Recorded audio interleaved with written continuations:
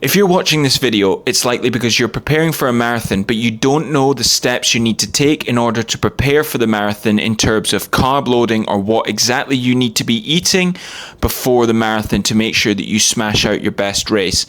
Follow along on this video as I take you on a journey 2 days out before my marathon to show you exactly what I eat and exactly how I worked out what I should be eating before the race.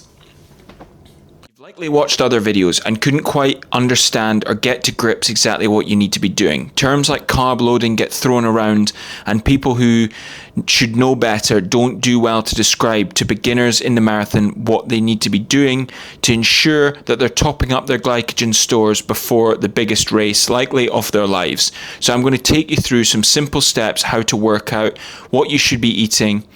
Let's get into it. Plain and simply, we want to be eating between 8 to 12 grams of carbohydrates per kilogram of body weight.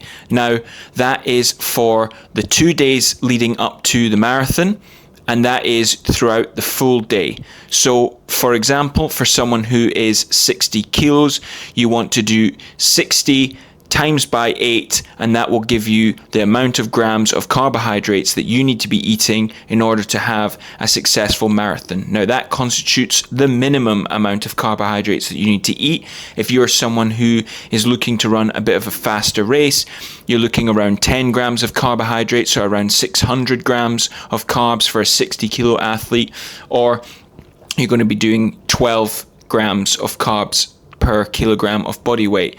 Okay, so obviously there's different ranges and spectrums. What you want to do is try and aim for the minimum, and if you're able to get any more, then that's absolutely fantastic.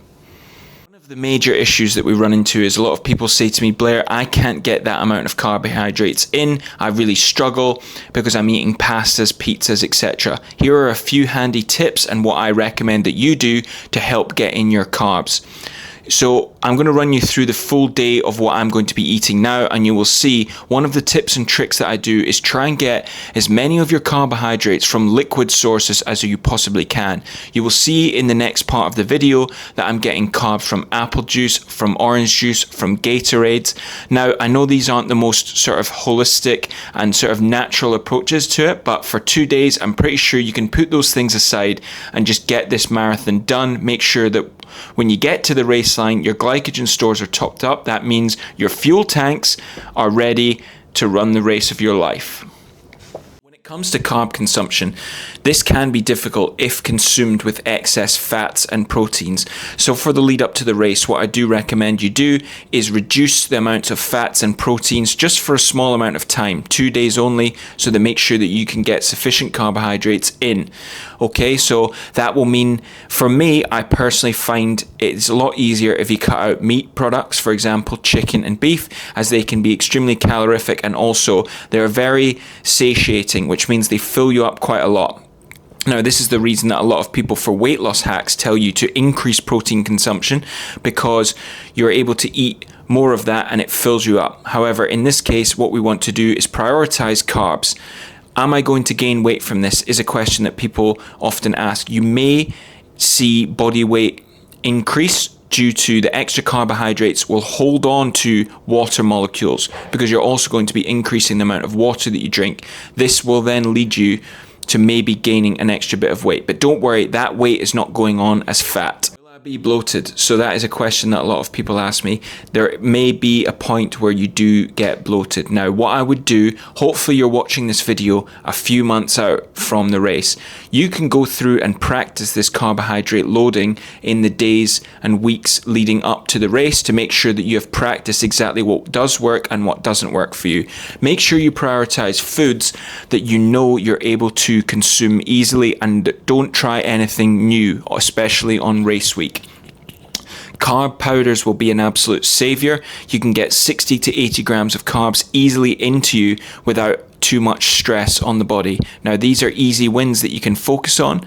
Let's get dived into exactly what I've been eating throughout this carb load, and let me know what you think in the comments if this has really helped you for your marathon.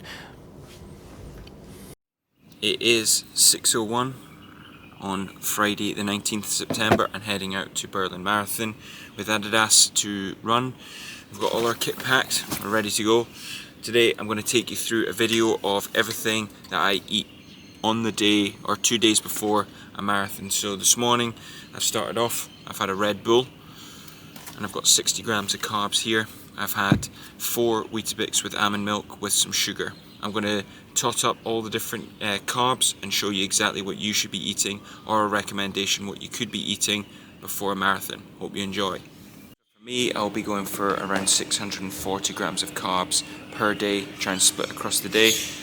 So the trick with this is to try and get as little and often as possible. So obviously having things like my Weetabix this morning with a little bit of sugar on top for some extra carbs, and then also things like a can of Red Bull there. I know that's probably not ideal, but it was about 4:30 in the morning when I got up, so I think I'm allowed to get let off a little bit with that. And then obviously having like my carb drink now, which has got a little bit of electrolytes in it too, so everything adds up. So we're traveling today, traveling to Germany on a plane, so we're making do with what we have, trying to get as many carbs in from as easy sources as we possibly can. That includes things like putting sugar in our coffees and having simple drinks like Gatorades. I know this is not absolutely ideal, but as I said earlier in the video, we're just doing this for a couple of days just to help us on the marathon. You can see Alex here getting stuck into his homemade oats, good lad, and I'm getting tucked into a couple of delicious glasses of orange juice. Whilst we were on the train, we also had a pretzel, some veggie pasta, and an alcohol-free lager for some free extra carbs. We're topping up here between meals with a couple of small glasses of Pepsi.